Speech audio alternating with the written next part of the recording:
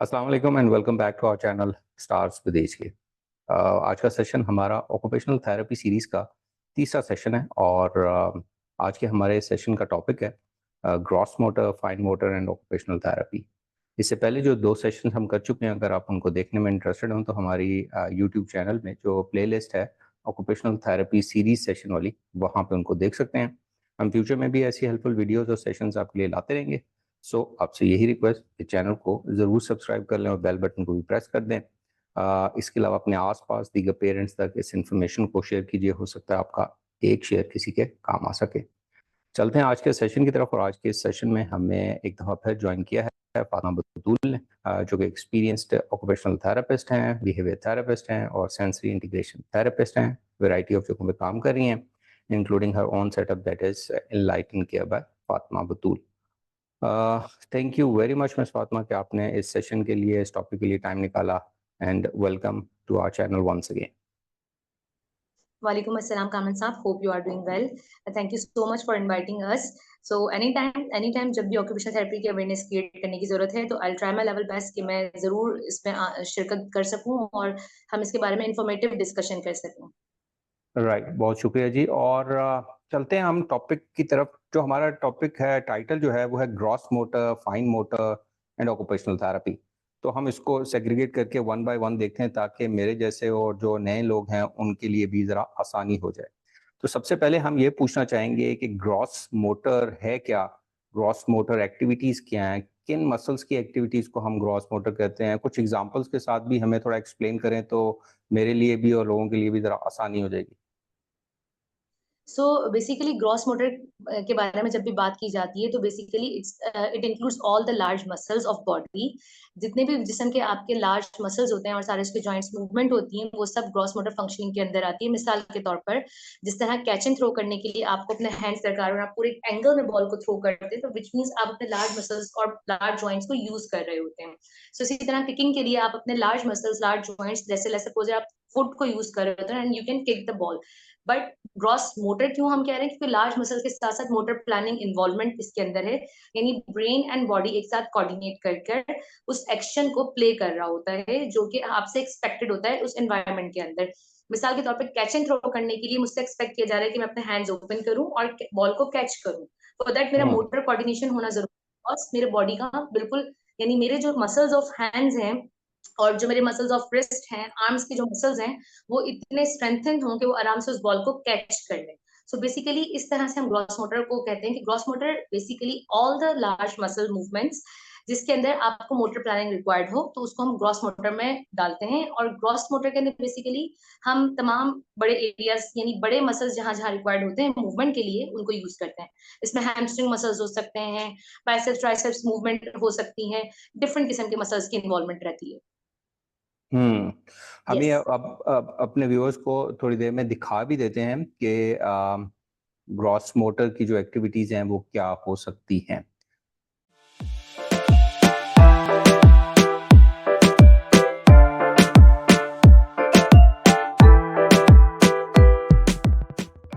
अभी हम एक कोशिश काम करते हैं कि हम लोग ग्रॉस मोटर मूवमेंट्स की तरफ थोड़ा सा जाते हैं, ताकि कुछ एक्टिविटीज मैं आपको दिखाती हूँ। हम जिसमें दिखाएंगे कि हम किस तरह से ग्रॉस मोटर मूवमेंट घर के अंदर रह के कर सकते हैं, घर एनवायरनमेंट के अंदर, और अपने बजट को जहन में रखते हुए, होम एनवायरनमेंट को जहन में रखते हुए। सो बेसिकली आप जो मेरे पीछे देख रहे हैं ये जिम एरिया है और मैं कुछ एक्टिविटीज आपको करके दिखाऊंगी। सो बेसिकली हमारे पास ये है, am I visible to you sir? Yes, ठीक है। ये है सो जिम बॉल बेसिकली आपकी। हमारे ये सबसे इंपॉर्टेंट टूल जिम बॉल है, ठीक है।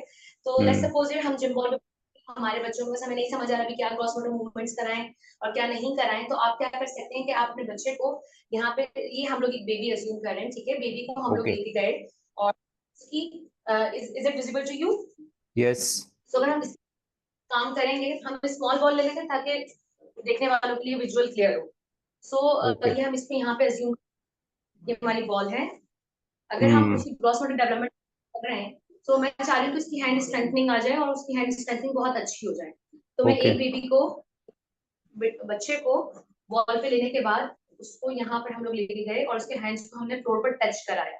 This is called wheel okay. Barrow position.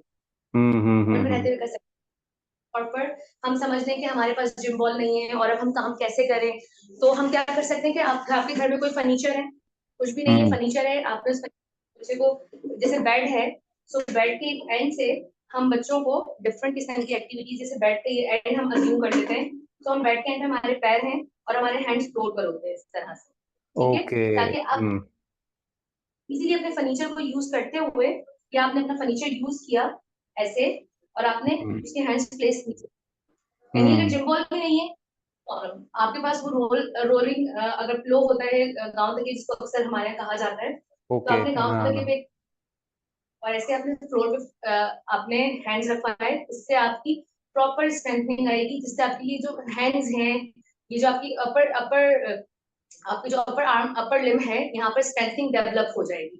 Same goes with the, आप ये सिंपल एक्टिविटी बता रही हूँ कि आपका फर्नीचर है, आपका ये हैंड्स यहाँ पर है, आपने अप एंड डाउन इस तरह से टच करा है, इस तरह से ये हम काम कर रहे हैं एनवायरमेंट में, अपने सोफे के साथ, अपने बेड के साथ, अपने घर में अवेलेबल चेयर्स के साथ, कि हमारे पास जिम बॉल नहीं है, अब हम क्या करें। तो ऐसा नहीं कि हम घर पे काम, हमें थोड़ा सा एनवायरमेंट को मॉडिफाई करना पड़ता है। अब मिसाल के तौर पर सिंपल फुटबॉल है, कहने को फुटबॉल है, लेकिन बहुत सारे काम है, इससे जैसे काम करते हम इससे ड्रिबलिंग कर सकते हैं, ड्रिबलिंग करने के राइट साथ हम राइट। लोग कैचिंग कर सकते हैं,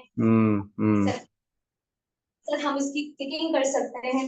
तो ये basically kicking kicking the cons, kicking the targets, ये वो सारे ओके। एरियाज हैं, हाँ हाँ हेल्प हाँ। करता है कि हम इसको डेवलपमेंट कर सकते हैं।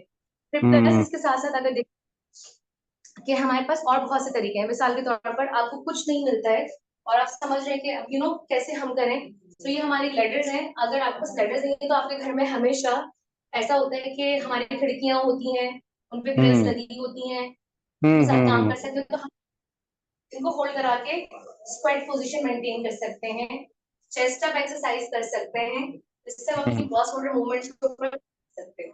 वो भी नहीं है, हम चेयर का इस्तेमाल कर सकते हैं, हम हैवी ऑब्जेक्ट्स का इस्तेमाल कर सकते हैं, तो उससे हमें हम्म। हेल्प मिलती है। इसके अगर हम देखें तो हमारे घर में वाटर गैलन्स आते हैं जो हम पानी पीते हैं नॉर्मली घर के अंदर, ओके और या। अगर वो जो एक हमारी बॉटल्स होती हैं जो लाइक हम लोग डिस्पेंसर पे यूज करते हैं, आप हम्म उसको भी पुश कर सकते हैं, हम्म उसको पुश हम्म करा हम्म सकते हैं, करा सकते हैं। जैसे अगर हम क्लिनिक के अंदर जैसे हम लोग ये टम्बल फॉर्म यूज करते हैं, सो बेसिकली क्लिनिक के साथ काम करते हैं, हम उसे पूरा पुश कर रहे हैं, पुल कर रहे ओके। हैं, क्रॉस, ये तो घर में अगर नहीं है इसलिए आप उसको यूज कर सकते हैं और उसके साथ काम कर सकते हैं, that's gonna help your child to develop this gross motor skills, right. So ये वो चीजें हैं जो में रखते हुए हम कर सकते हैं, और आई हम्म बिलीव कि ये कुछ ऐसी फन फिल जो आप खुद भी करेंगे तो आपको बहुत मजा आता है, कुछ नहीं भी हम्म हो तो आप रिंगर रिंगर रोजेस कर सकते हैं, बहुत सारी ऐसी एक्टिविटीज रहती हैं जो हम अपने पेरेंट्स, जैसे एक हम लोग करते हैं फ्लाई लाइक अ बटरफ्लाई, एक योगा पोम है, बच्चों के साथ ओके हम करते या। हैं, उसके अंदर हम तमाम करते हैं। सो हम बेसिकली उसके अंदर ये मूवमेंट्स कर रहे होते हैं, हम उसके अंदर ये वाली मूवमेंट्स कर रहे होते हैं, हम उसके अंदर फाइन मूवमेंट्स भी कर रहे होते हैं, तो एक पोम के साथ हम योगा कर रहे होते हैं। सो ऑक्यूपेशनल हम्म। थेरेपिस्ट हमें एक्टिविटीज के थ्रू ग्रॉस मोटर डेवलपमेंट कर रहा होता है, और हम सेम पेरेंट्स को भी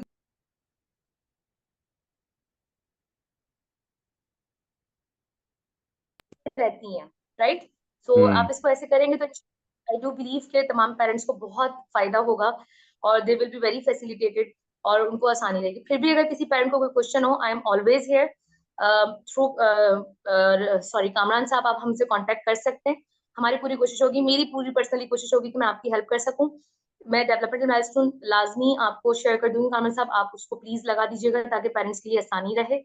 और मीनवाइल अगर किसी को, आई एम राइट हियर, और ऑक्यूपेशनल थेरेपी के मुताबिक हमारी कोशिश रहेगी कि हम मजीद कुछ ना कुछ इंटरेस्टिंग टॉपिक्स के ऊपर डिस्कशन करते रहें ताकि हम्म। जितनी अवेयरनेस क्रिएट में कर सकूं। तो नेक्स्ट मैं यही चीज पूछना चाहूंगा कि जब हम फाइन मोटर की बात करते हैं, अपनी नेक्स्ट जो टर्म यूज होती है हमारे टाइटल में भी है फाइन मोटर, तो फाइन मोटर क्या चीज है और फाइन मोटर एक्टिविटीज क्या हैं, इसकी क्या एग्जांपल्स हैं? देखिए, फाइन मोटर अपने नाम से इंडिकेट कर रहा है ऐसी कोई भी मूवमेंट जिसके अंदर बहुत फाइन मूवमेंट दरकार होती है। मिसाल के तौर पर अगर आप इसकी सबसे सिंपल एग्जांपल लें तो सुई में धागा डालना, सुई में धागा डालने के लिए आपको अपने पॉइंटर फिंगर एंड थंब की जरूरत होती है। दिस दिस स्मॉल मूवमेंट, इतनी बारीक हम्म काम को करने के लिए जो कार्य that comes under in fine motor movement skills, जिसके अंदर हम लोग तमाम बारीकी से, ध्यान से और बहुत ज्यादा अटेंशन के साथ किए जाने वाले काम को कर रहे होते हैं, जिसके अंदर बहुत स्किल रिक्वायर्ड होता है। मिसाल के तौर पर अब अगर मैं बात करूं कि हम फाइन मोटर एक्टिविटीज की बात करें, तो आई हैव ओनली 2 पाइप्स। देखने को ये सिर्फ 2 पाइप्स हैं और इसमें से लगता है कि इसमें क्या फाइन मूवमेंट हो सकती है। तो अगर हम इसको देखें कि मैंने इन पाइप्स को ज्वाइन किया, अब ये पाइप्स के 2 एंड है, एक एक ये वाला एंड है और एक ये वाला एंड है, ठीक है। अगर मैं सिर्फ बात करूं फाइन की, तो पहले फाइन में मैंने इसको इस तरह से अपने पॉइंटर फिंगर एंड थंब से पकड़ा है, ठीक है। It's a kind of tripod. So I have to hold it. फिर कोऑर्डिनेट करने के लिए फाइन मोटर स्किल्स यानी मोटर प्लानिंग। सो फिर मैंने देखा कि ये 2 एंड्स तो मिल ही नहीं रहे, बिकॉज ये दोनों एंड्स तो सेम है। तो फिर मैंने अपने पाइप के दूसरे एंड की मूवमेंट को चेंज किया and then I just connected. So fine के साथ मोटर मूवमेंट इंक्लूड हो गए, तो हमने फाइन मोटर मूवमेंट की, जिसके अंदर मैंने अपने स्मॉल मसल्स को, स्मॉल जॉइंट्स को यूज करते हुए एक फाइन मूवमेंट परफॉर्म की। अब अक्सर होता ये है कि हम देखते हैं कि बहुत सारे ऐसे बच्चे होते हैं और अडल्ट होते हैं, स्ट्रोक के बाद या चीजों के बाद उनकी फाइन मोटर मूवमेंट्स खराब हो जाती हैं या बहुत वीक हो जाती हैं, पुअर स्ट्रेंथनिंग हो जाती है, जिससे वो सही से परफॉर्म नहीं कर पा रहे होते। सो हम क्या करते हैं कि जैसे मेरे पास यहाँ पर मौजूद है एक और, अगर मैं एक्टिविटी आपको एग्जांपल के थ्रू समझाऊं, सो आई हैव दिस थेरापटी, ठीक है। बेसिकली दिस इज काइनेटिक पट्टी and it's very reasonable. Parents के लिए बहुत इजी है इसको लाइक बाय करना और इसको फिर यूज करना। इसको हम नॉर्मल रूटीन में अपने साथ रख भी सकते हैं। सो हम बेसिकली क्या करते हैं कि इसके अंदर हम डिफरेंट किस्म की फाइन मूवमेंट्स कराते हैं, hand strengthening, stretching, rolling, pulling, तो डिफरेंट किस्म अब एक्टिविटी। अब इसके अंदर मैंने मजीद इसको स्ट्रक्चर्ड करने के लिए क्या किया कि मैंने इसके अंदर 2 मार्बल्स को डाल दिया, अगर आप देख सकें तो। अब मैं अपने पॉइंट, अपने फाइन करते हुए मैं अब इसके अंदर से एक मार्बल को निकाल रही हूँ, ठीक है। जब मैंने मार्बल को निकाला तो मुझे पूरी स्ट्रेंथ लगनी पड़ी, यानी which means कि I have to apply my whole fine motor skill in this activity to take it out my marble out or to perform this fine movement, ठीक है। तो ये वो कुछ बेसिक एक्टिविटीज होती हैं जो हम कराते हैं। इसके अलावा अगर हम प्रोफेशनल हेल्प की बात करें, तो एक प्रोफेशनल ऑक्यूपेशनल थेरेपिस्ट आपकी फाइन मूवमेंट को डेवलप करवाता है, जो कि आपको डेली लिविंग स्किल्स में जरूरत होती है। मिसाल के तौर पर आपको ड्रेसिंग में बहुत ज्यादा जरूरत होती है, शू लेसिंग के अंदर, बटनिंग एंड बटनिंग के अंदर, जिप के अंदर और डिफरेंट किस्म की एक्टिविटीज में जहां पर आप परफॉर्म नहीं कर पा रहे थे वो एक्टिविटीज। तो एक फाइन ऑक्यूपेशनल थेरेपिस्ट बेसिकली आपकी फाइन मोटर मूवमेंट्स को स्ट्रेंथन करता है और डेवलप करता है। तो हम डिफरेंट किस्म के टूल्स यूज करते हैं। We have different kind of grippers. अगर if you can see, I have a gripper here, जो मेरी मूवमेंट्स को और मेरे जो पाम की मूवमेंट है उसको स्ट्रेंथन कर रहा है। मेरी कोशिश ये है कि हम बहुत आसान पास आसान टूल्स का इस्तेमाल करें ताकि पेरेंट्स के लिए समझना आसान हो। तो एक ये ग्रिपर है जो बहुत इजीली मार्केट में अवेलेबल होता है आपको। इससे भी हम हैंड्स मूवमेंट को स्ट्रेंथन करते हैं। फिर हैंड स्ट्रेंथनिंग को मजीद स्ट्रॉन्ग करने के लिए इस तरह के कुछ हार्ड ग्रिपर्स भी होते हैं जिनको हम इसके साथ साथ ट्राइपॉड ग्रिप को डेवलप करने के लिए हम इस तरह के catches kind of pack kind of gripper भी यूज कर रहे होते हैं। तो ये वो हमारे तरीके का काम करते हैं। फिर अगर हम बात करें, क्योंकि मैंने कहा कि एडीएल्स में यानी एक्टिविटीज ऑफ डेली लिविंग में फाइन मोटर का अच्छा होना बहुत जरूरी है, क्योंकि आपको सबसे ज्यादा प्रॉब्लम आती है जब आप अपने शर्ट के बटन बंद ना कर पाए, आप अपने शू को लेस ना कर पाए, आप स्पून उठा के खा ना पाए, आप एक छोटी सी एक्टिविटी जो कि आपके लिए बहुत इजी, आप सोचें कि आप डोर बेल प्रेस ना कर पाए। There are so many small activities. जैसे मिसाल के तौर पर एक वाटर बॉटल है और मैं इसको ओपन ना कर पाऊँ, इसको ओपन करने के लिए मेरी फाइन मूवमेंट रिक्वायर्ड है, लेकिन मेरी फाइन मूवमेंट इतनी वीक है मैं इसको ओपन नहीं कर पा रही। तो ये सारी वो प्रॉब्लम्स होती हैं जिनको एड्रेस करना बहुत जरूरी हो जाता है। सो हम डिफरेंट एक्टिविटीज करते हैं। एक हमारे पास इस तरह का एडीएल बोर्ड रहता है, एडीएल बैग रहता है, अगर आप इसको देख सकें। सो इसके अंदर अगर आप देख रहे हैं, हमारे पास डिफरेंट किस्म की चीजें हैं, जैसे कि शू लेस के लिए है, बटन के लिए है, बकल्स हैं, जिप है, इसके साथ साथ हमारे पास वेलक्रो है। तो सारे मूवमेंट्स जो कि आपकी एक्टिविटीज ऑफ डेली लिविंग में इस्तेमाल हो सकते हैं, हम यहाँ पर इस तरह से अपने पास रखते हैं ताकि हम प्रैक्टिस करा सकें। इसका भी डिफरेंट तरीके के तौर पर सर, कुछ लोग होते हैं उनको बड़े स्केल पे सिखाने की जरूरत है, कुछ लोग होते हैं उन्हें पहले विजुअल परसेप्शन क्लियर करने की जरूरत है, उनके माइंड में पिक्चर क्लियर करना कि मैं उनसे क्या एक्सपेक्ट करूँ। तो हम कोई भी ऑक्यूपेशनल थेरेपिस्ट एक्टिविटी पे जंप नहीं करता, उसको एक्टिविटीज के टास्क को ब्रेक डाउन करता है, उसके लेवल को डिजाइन करता है, उसके बाद उस एक्टिविटी को परफॉर्म कराते हैं ताकि हम उसको 100% अचीव कर सकें या maximum level of independence achieve कर सकें। सो आई होप कि फाइन मोटर का आपको बहुत पता हो कि फाइन मोटर है क्या, फाइन मोटर में किस किस्म की एक्टिविटीज हम यूज कर सकते हैं और घर में हम किस तरह से इसको अपने घर में रहते हुए एनवायरनमेंट के अंदर किस तरह इस्तेमाल कर सकते हैं। नहीं, काफी आपने अच्छे तरीके से एक्सप्लेन किया। आई थिंक व्यूअर्स को काफी समझ आ गया होगा। एक चीज जो मैं पूछना चाहूंगा ग्रॉस मोटर के हवाले से, क्योंकि इन फाइन मोटर की काफी एक्टिविटीज हमने देख भी ली, और हमें ये भी पता लग गया कि उसमें किन किन चैलेंजेस में इन्वॉल्व हो सकता है इंडिविजुअल इसकी कमी होने की वजह से। जिस तरह आपने शू लेसिंग का एग्जांपल दी या बटन अनबटन करने की एग्जांपल दी, तो ग्रॉस मोटर में जो अगर वीक हो इंडिविजुअल की, तो उसको किस किस्म की प्रॉब्लम्स आती हैं? देखिए, अगर किसी भी इंडिविजुअल की ग्रॉस मोटर मूवमेंट डेवलप ना हो या वीक हो, तो बेसिकली वो बहुत सारे काम नहीं कर सकता। मिसाल के तौर पे उसकी वॉक प्रॉपर नहीं होगी, उसका बैलेंस एंड पोस्चर प्रॉपर नहीं होगा, उसकी बेसिक जो जंपिंग स्किल्स हैं वो नहीं होंगी, उसका वो अपने आप को स्विंग पे स्विंग नहीं कर पा रहा होगा, बिकॉज वो अपना body alignment and posture control नहीं कर पा रहा होगा।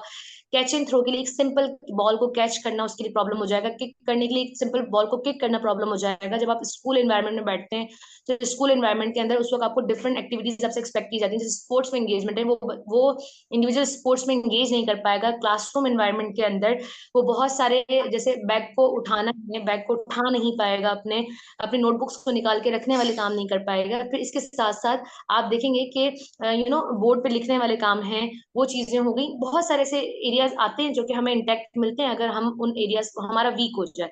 इसको देखने के लिए हम क्या करते हैं बेसिकली कि डेवलपमेंटल माइलस्टोन की तरफ जाते हैं, हमें हम्म जंप करना पड़ता है डेवलपमेंट की तरफ।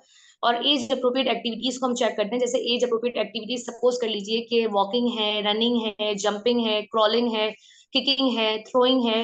ये वो एज अप्रोप्रिएट एक्टिविटीज है किसी भी इंडिविजुअल की।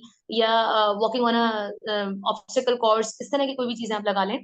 तो अगर कोई इंडिविजुअल ये चीजें नहीं कर पा रहा, विच मीन्स वो अपनी मोटर प्लानिंग नहीं बना पा रहा, उसको विजुअल परसेप्ट और एक ग्रॉस मोटर ना होने की वजह से आपका विजुअल स्पार्शियल अवेयरनेस जाता है, आपका जो है बैलेंस एंड कोऑर्डिनेशन जाता है, पोस्चर अलाइनमेंट जाता है। यानी ये एक बेसिक जो हमारी स्किल है, इसके ना होने की वजह से और जो फर्दर स्किल्स आपको और ज्यादा स्किल काम करने के लिए रिक्वायर्ड है आपके ऑफिस में, आपके स्कूल्स में, आपके होम एनवायरनमेंट में, आप नहीं कर पा रहे होते बिकॉज आपका वो स्किल इतना हम्म वीक होता है।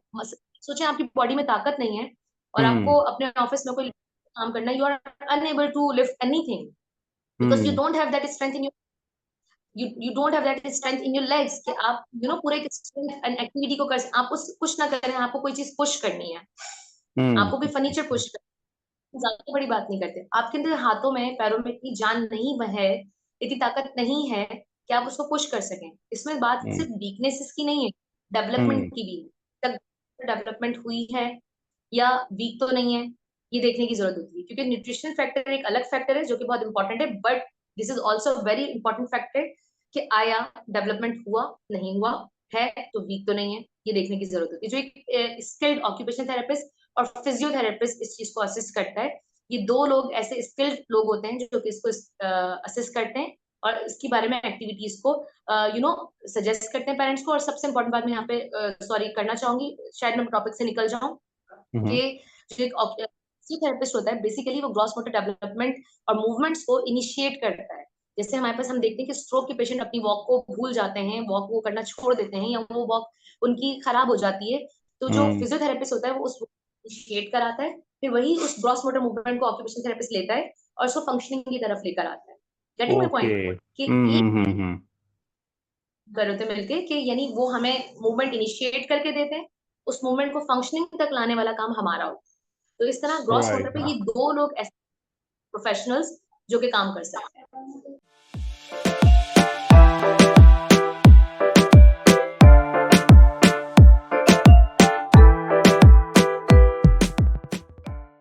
अच्छा, एक और चीज बताइए हमें कि बॉयज और गर्ल्स में ये मोटर डेवलपमेंट और इस किस्म की जो भी सिनेरियो है, इसमें क्या कोई डिफरेंस है या हमने ही कुछ डिफरेंस बनाया हुआ है? नहीं नहीं नहीं, ऐसा कोई डिफरेंस नहीं है, इसमें कोई जेंडर डिस्क्रिमिनेशन नहीं है। किसी के साथ भी हो सकता है, कभी भी हो सकता है, किसी भी एज में हो सकता है। पैदाइश के वक्त डेवलपमेंटल डिलेज हो सकते हैं जिसको पेरेंट्स अक्सर नेग्लेक्ट कर देते हैं। घर में पहला बच्चा होता है, अंदाजा नहीं हो पाता कि 3 महीने में गर्दन संभाल लेनी चाहिए थी, नहीं संभाली। 6 महीने में बच्चे को बैठ जाना चाहिए था, वो नहीं बैठा। साल में बच्चे को खड़े होकर चलना चाहिए था, वो नहीं चला।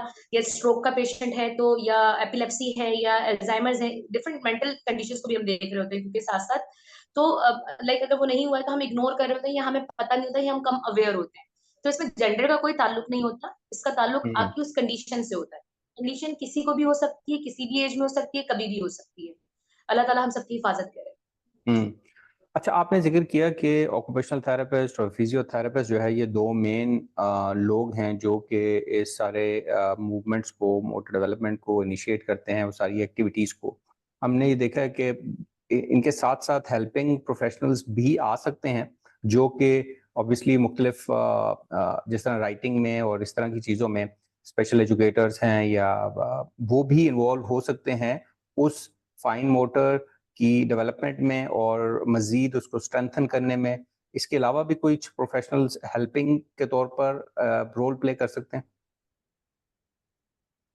देखिए, कोई प्रोफेशन हमें हेल्पिंग के तौर पे रोल प्ले इसलिए नहीं कर सकता क्योंकि देखिए, अगर कोई ऑक्यूपेशनल थेरेपिस्ट या फिजियोथेरेपिस्ट ग्रॉस मोटर या फाइन मोटर के ऊपर काम करेगा ना, तो वो पहले उस मसल्स को देखेगा कौन सा मसल इन्वॉल्व है, कौन सी नर्व इन्वॉल्व है, कौन सा जॉइंट इन्वॉल्व है, वो स्पेसिफिकली असेसमेंट करने के बाद उसकी तक आएगा। अगर हम किसी प्रोफेशनल को अगर सिखा भी दें तो हम वही काम सिखाएंगे जो हम खुद कर रहे हैं, ताकि वो एक होम प्लान हम्म। कह लीजिए करने तक की बात है। मगर कोई और प्रोफेशन इसके साथ इनिशिएटिव तौर पे काम इसलिए नहीं कर सकता क्योंकि हम लोग यहाँ पे पूरे एनाटॉमिकल बैकग्राउंड को नोटिस करते हैं, मैनुअल मसल टेस्टिंग को नोटिस करते हैं, काइनेसोलॉजी को पढ़ते हैं। उन 3 एरियाज को हम ऑक्यूपेशनल थेरेपिस्ट और फिजियोथेरेपिस्ट एक्सपर्ट्स होते हैं।